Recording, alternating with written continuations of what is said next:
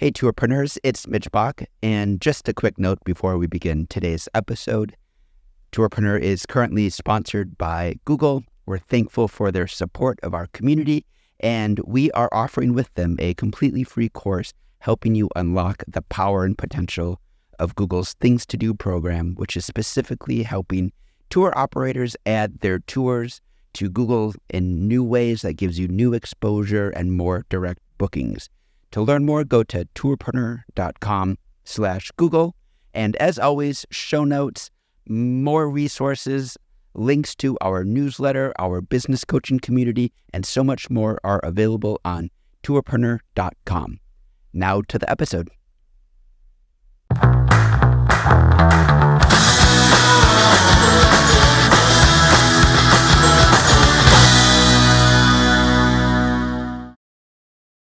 Welcome to the Women in Travel Tourpreneur podcast. We're very excited to have a couple of fantastic guests today. So I'd like to introduce each of you. I'll start myself. I'm Amanda Walkins. I'm the Managing Director at the Tourism Marketing Agency.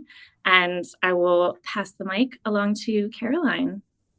Hi, thank you so much, Amanda. I am Caroline Connor. I run Leon Wine Tastings, and Wine Dine Caroline is my brand name out of Lyon, France, where I teach people about wine and food. Fantastic. And Carol, would you like to introduce yourself?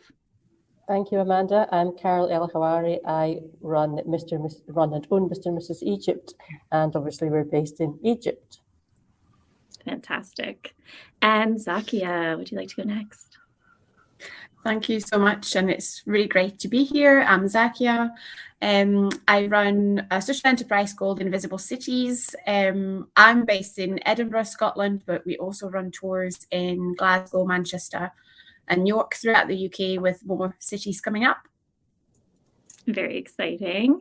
And finally, Mary, would you like to introduce yourself? Thanks, Amanda. My name's Mary Collins. I run a food tour company out of Washington, D.C. called Blue Fern Travel, and recently just expanded to international tours with a company called Far Horizon. So I focus on archaeology in that realm. So thank you.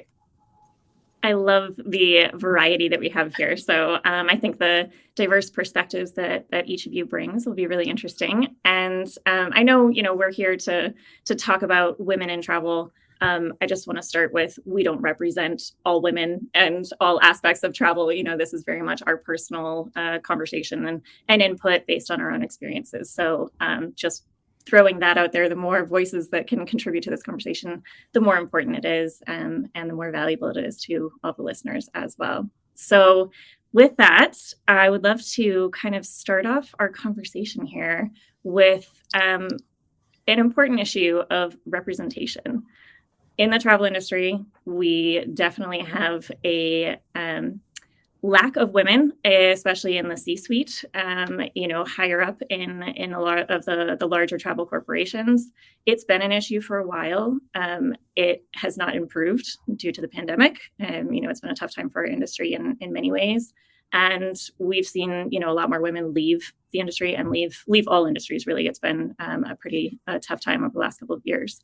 So I'd love to kind of chat about what that means, for each of you running a travel business or being in the travel industry at large, and your interactions with other people in the industry. Can women be better represented across the industry? Do you see it as an issue? Where do you stand on this? And we'll kind of go in the same order. Caroline, do you want to chime in first? Oh, yes. I have a lot of thoughts about this. We just saw this report about all of the OTAs, and they're all run by white dudes, right? And it's not surprising. So, my take on this is that, honestly, it's no different from every other industry. And we are underrepresented everywhere in everything at the C-suite. And I hate it. And I yeah, it's horrible, but it's something that is absolutely not unique to this industry. So it's hard to have this conversation without, railing on the patriarchy in general and talking about bigger issues.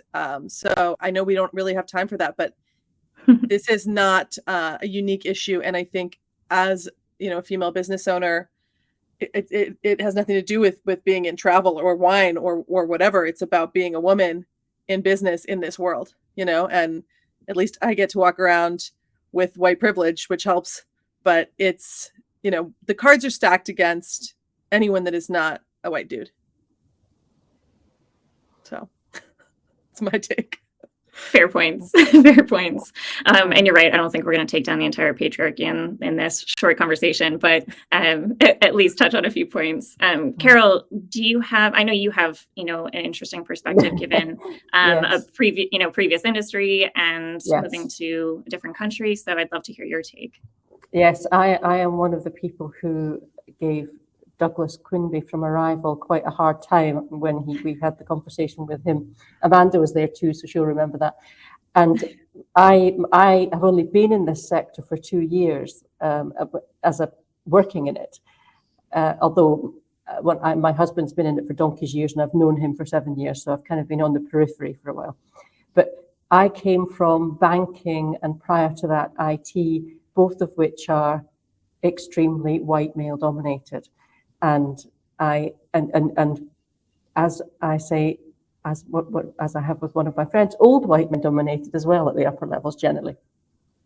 And I was really surprised, if I'm honest, by how male dominated this industry is, given that the consumers of travel and planners of travel, everything like that it's, if not 50-50, more women than men, to be honest. Mm-hmm. And the other thing I find very frustrating here in Egypt especially is that the travel agencies, travel tour companies, whatever, like of which I am one, I don't know the statistics, so I'm guessing here, but like 90% if not more run by men, owned by men. And although there are more male guides than female, but even at the guide level, there are far more men than women. And I find that it's very, very hard to recruit somebody with experience, a woman with experience into this sector in Egypt. So it's very, very frustrating. Mm-hmm. Yeah, can understand that. Zakia, what has been your experience thus far? I think I probably come from the total opposite of Carol, because my experience was in charity, social enterprise, social work, where it's very female dominated. But again, at senior level, it's not always reflected. And I feel that sometimes I completely agree with Caroline. I think it's a wider issue of having access to all these opportunities, and but also part of it is also leading by example for all of us. And I think being in a space where we are on the stage a bit more and we are taking ownership of this work and saying, here is a female, like a woman doing this, here are 5 of us, this is to inspire the other generations, hopefully, to see that it is possible. And also for guides and recruiting, for us it's exactly the same. Recruiting women is a lot harder than it is recruiting men. But like every question of inclusion, diversity, I think we just need to keep it at the forefront of our plans and thoughts and just be really conscious about it. So we always talk about things at Invisible Cities like safety, like representation on pictures, social media, trying to give the space to everybody equally, to have voices heard equally, down to the content of what we promote and things like that. And I'm not saying these will fix all of the issues, absolutely not, but this is definitely a way to kind of create little steps towards at least everybody feeling that their voice matters. But 100% on board with, I think it's a wider issue of having women at the table. As a social enterprise, it's exactly the same, in Scott, as a tour company, exactly the same. You are the exception and not the majority of what happens. Yeah, absolutely. I love what you're saying about it being sort of a two-pronged approach as well. Like you're talking about individually what you can be doing in your business, talking about representation and diversity and perspectives while also talking about women need to be on the stage and they need to be, in the spotlight and able to be mentors for other people that are trying to come up through the industry. So I love that two-pronged approach personally. Mary, I'd love to hear your perspective too.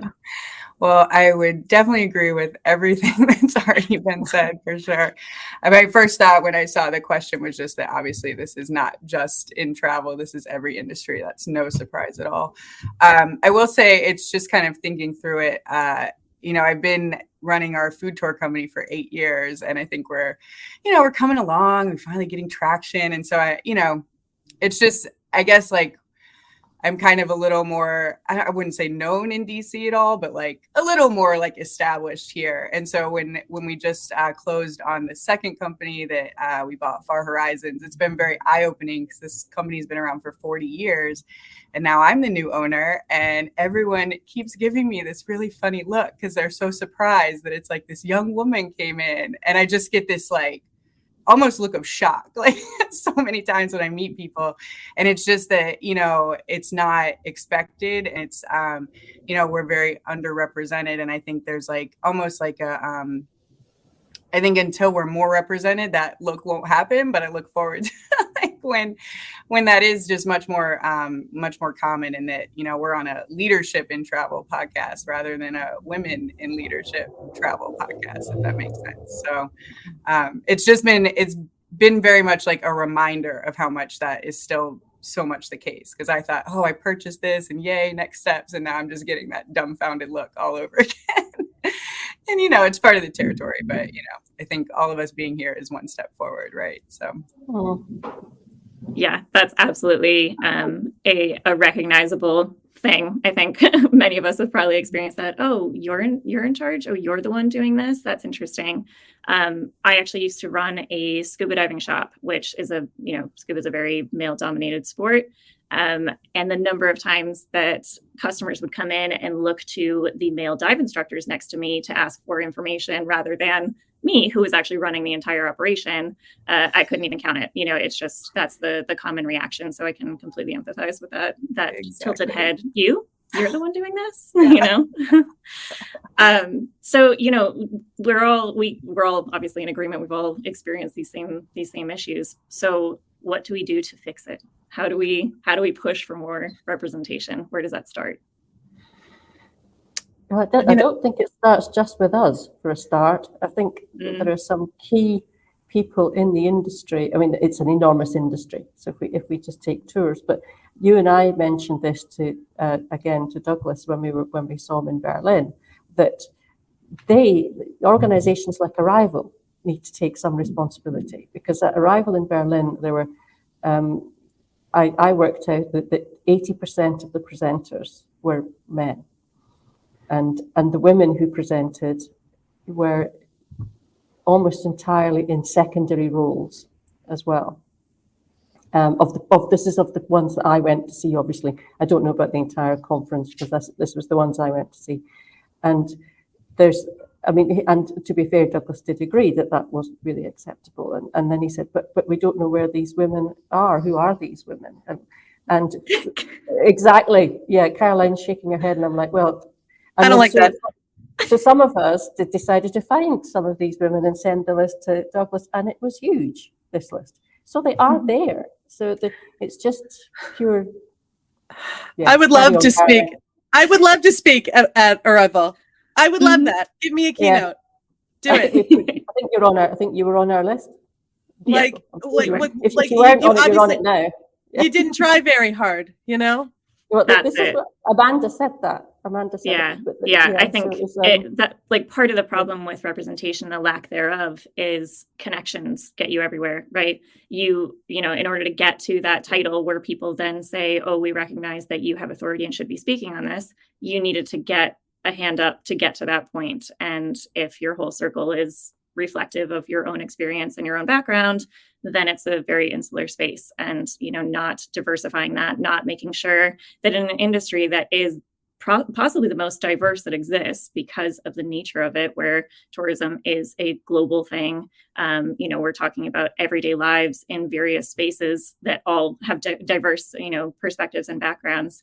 You can't say that it should just be a table of white men that are making decisions on everything from, sales and tours and marketing and technology, all of these different aspects. We need to be at the table. But I totally agree, multiple people saying we have to be on stage. You need to have someone to look up to as well as to listen to, and to reflect your experience as well. Yeah, again, speaking as somebody who's very, very new to this sector, that I really want to see women who I can relate to, who have achieved, more than I have, who have all this experience of various things, and they weren't there. I can only use that as the most recent example. But where are they? I mean, I've got Amanda, thankfully, but that's what I want to see. I want to see female role models that I can think, yeah, I can do this, or I can ask this person how to do that, or somebody that I can relate to. Yeah. Well, I think we can probably all agree that the lack of representation is a major issue. We're not going to be resolving it here and now, unfortunately. But continuing to push for it, even in venues like this where we can come together and have this conversation, and maybe someone will listen and not even realize that it had been a problem. This is a different perspective for them. Hopefully we can create some new allies out of this as well, because that's part of I think the easiest solution is not just for women to be speaking up and saying this is a problem, but for men to also stand there and say, yes, you're right, this is a problem, and I'm going to do something about it as well. So hopefully some folks out there will be listening and will step up a little bit as well. That's exactly. Sorry. No, go ahead. This is exactly what I thought. What I was going to say is, I think the easiest thing is to have very strong allies in the industry. Yeah. As somebody who delivered a keynote speech for Arrival back in 2019, that only came about because Chris put me forward and said, so again, I think if that hadn't happened, my speech wouldn't have happened, which I think is still the best rated speech or session that has happened at Arrival. So I take a lot of pride in that. But and I think, our connections are networking, and also that realization from 3 white men with glasses to realize that they do need to push that chat forward and that agenda. There's an organization in the UK called Women in Tourism, also a CIC, a community interest company, and they do conferences and they have a panel and sessions only on allies in the industry, and only men at senior levels, but they decide on who comes on board as to what they do on the ground. So they have representatives from Google Travel and many others, I'm sure, but also just men who are really good at connecting people together and actually do the work and speak to women in the industry and things like that. They're based out of London. So I think that's what's important to kind of focus on and forward that list, and that you probably did with all the women, and say, here is the list again and again and again and again. I think that ground running and just grafting, which we shouldn't have to do, right? But I think that's probably a beginning of a solution. Yeah, absolutely. Caroline, did you want to chime in? Yeah. Well, I think it's really interesting, Zakia, that your talk was the most successful, highly rated one, because all the proof from all the studies about any sort of C-suite and corporate level shows that when women are at the table, things are better. They make more money. We make money. And when women make money, communities benefit. Women spend their money on their local community in a way that men don't. And there also is a lot of research about that. We need to make more money. We deserve to make more money. And we need men's help to do that, but we also need each other. The thing that wasn't what I wanted to say. I did want to mention that we need to be better represented in travel for one reason, which is safety. And I don't think most men, really understand how at risk we are physically when we are in unfamiliar places, or even when we are at home or walking around at night. And I think that is something that we have to be here to remind them and say, look, if you're going to be planning travel for us, we have to be safe, and you need to think about that constantly. It needs to be important. Yeah, that's such a good point that we hadn't even brought up, but it does circle back to just representation at the table, whoever's making the decisions. If you're not reflecting the variety of perspectives and experiences of all of the travelers that will be part of this tour or organization or company, then you're missing something somewhere. So you need to have that representation at every decision-making space along the way. So I wanted to just wrap up quickly and say thank you to each of you for your perspectives. Again, we're not going to, take down the whole patriarchy right now, but we can chip away at it. We can keep going. We can keep trying. But thank you for sharing all of your perspectives. Really appreciate it. Thanks, Amanda. Thank you. Thank you.